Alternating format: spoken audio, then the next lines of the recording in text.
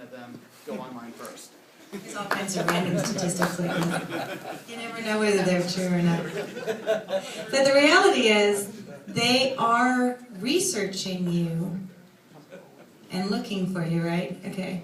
So, Mark, what are the top 3 things? What do they need to focus on in terms of...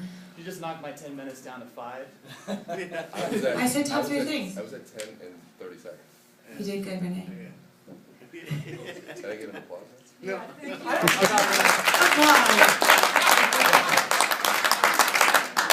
You guys can see why I put this panel together, right? I just needed the closure. I'm going to go get some coffee.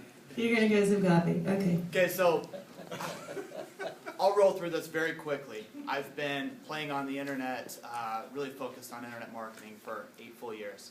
I got into the mortgage business in '99. All of my business was based on referrals, but as a Las Vegas loan officer, our market crashed on us in early 2007. So all of my real estate referral partners and clients disappeared literally overnight, except for one, and him and I had been building websites since '04, and he was the last one left.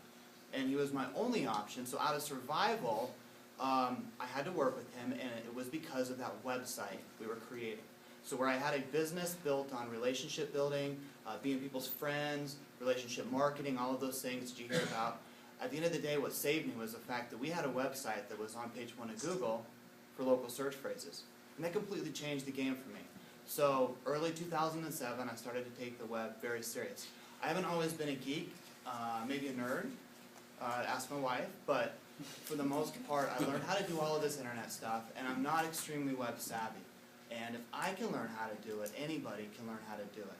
The good news is this: over the past, well, since 2004 for sure, but since I started doing this full time since 2007, not much has changed.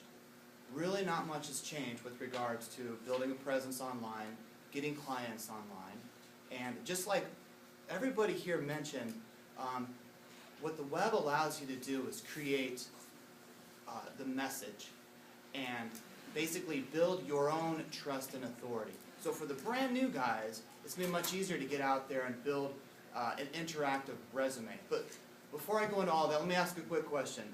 How many people here have their own blog, let's say? Okay. How many of you guys have a profile on a social network? All right. How many of you guys use it daily for business? Okay. What I noticed earlier is that 99% of you have been in the business for 5 years or longer.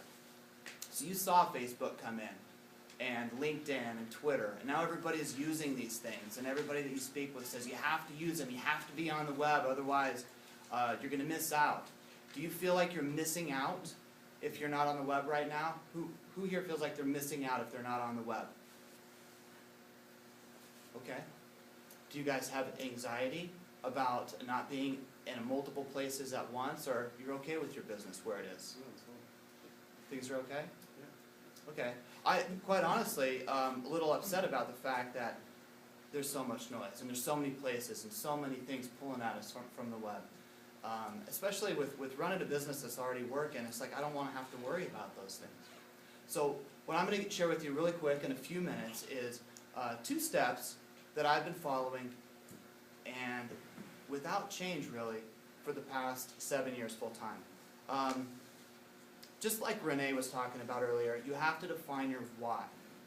And the best way to do it, and the most grueling part of establishing any type of online presence, is writing your about page, your bio, right? How many people like talking about themselves? It's very difficult. But here's what the web will allow you to do, is to create that message. So here's what I say. First thing you need to do is write your about page. You need to have a short bio, which is about 140 characters, very small. And you need to have a long one. But write it as though your real estate agents or your past clients are using those words. Basically, write the exact words you want somebody else to use when they're introducing you. Does that make sense?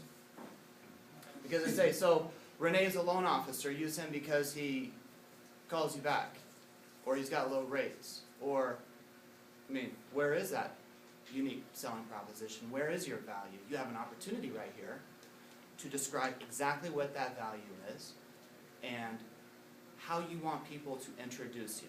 Okay, and this is really important because the rest of it from here on out will make perfect sense with regards to your online activity. I would recommend with the web to pick a niche, stick within a niche. So right now I work as an SEO manager, basically an online marketing manager for a company called Best Rate Referrals. We run about 5,800 websites. We generate thousands of leads organically. Now with what I do at a national basis is very similar to what you can do here at a local basis. And your objective, well, your goals may be different, okay? So maybe you want to be lead gen, or you want to establish relationships with targeted niche communities, or bump into real estate agents online. The goals may be different, but your objective is the same. It's to build trust and authority. So, while I'm building trust and authority with the search engines so that they find me and people can fill out my lead forms, you can build trust and authority with your local communities and your social networks. And the first thing to do with that is once you've established your profile, and actually written that, that bio and those talking points. Now you can use the web and all of the different tools that are available to you on the web to go and reinforce those talking points. So for example, Ginger is a Las Vegas 203K home renovation lender. She loves turning ugly houses into beautiful homes.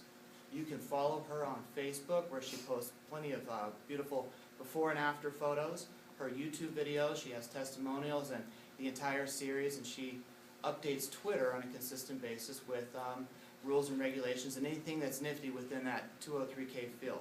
So you can use the Facebook, the Twitter, the LinkedIn, the YouTube, all of these social media publishing platforms to reinforce those talking points. And that's what builds that trust.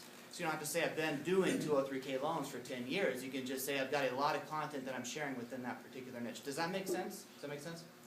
Yes. Okay. Yes?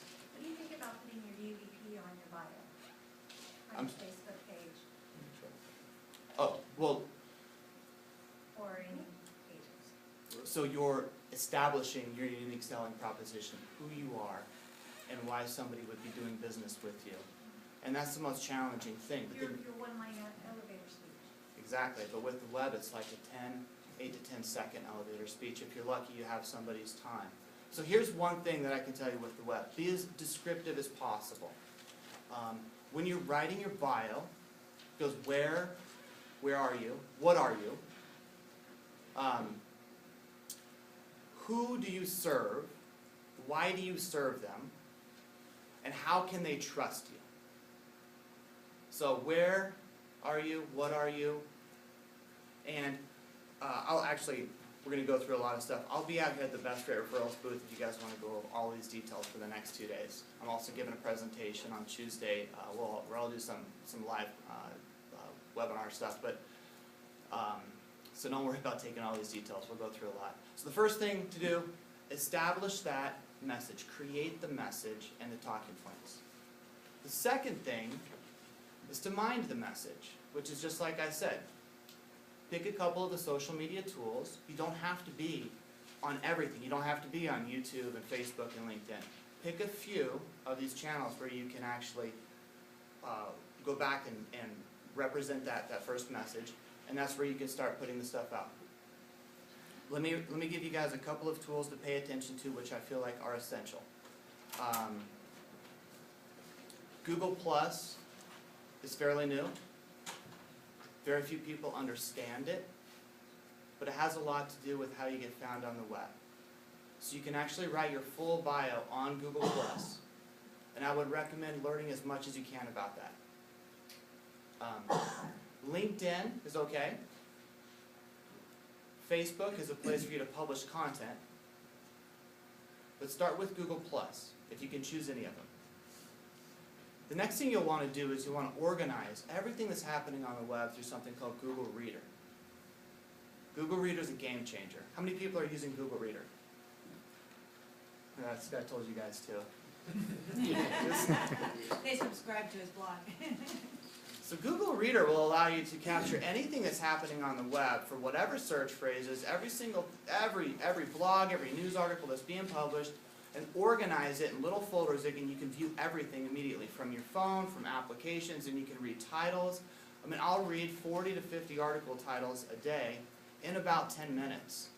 and I know anything that's happening within a niche. And for the new guys, Google Reader is excellent, because I mean, you really can know everything that's happening, and you can control. I like to hide myself from the web, otherwise I'll get lost chasing shiny objects. It'll be 4 hours later before I don't even remember where I started. So Google Reader, okay? Along with Google Reader is something called Google Alerts. Anytime something, a phrase, a person, a website is mentioned on the web, Google will either send you an email or they'll send it to a special feed within Google Reader. So when I'm building a new niche website for, say, HARP or 203K, I subscribe to everything out there that has to do with that particular niche. Not only on the blogs that are producing this content, but through Google Alerts, feed it into Google Reader, and now every day I can see everything, all the news that's happening. And from there, I can choose the proper messages to go put out on those various channels, again, to build that trust and authority. So Mark's the 203K guy this week, because look at his Twitter feed or look at his Facebook page. It's all dedicated to that particular niche. And then I manage everything through an application called Hootsuite. They all have weird names. But this is called Hootsuite. It was like an owl. And from Hootsuite, you can actually manage your updates and your conversations, your Twitter lists, and everything through that one application without having to go onto Facebook, Twitter, and all those other places. So Google Plus is a great place to establish that profile, that bio, those talking points, to link to your various social networks. Google Reader is where you can organize all the noise and information that you want to pay attention to. Google Alerts works with Google Reader. Hootsuite manages all the rest of your social media accounts. That's it. Very How many good. questions do you have?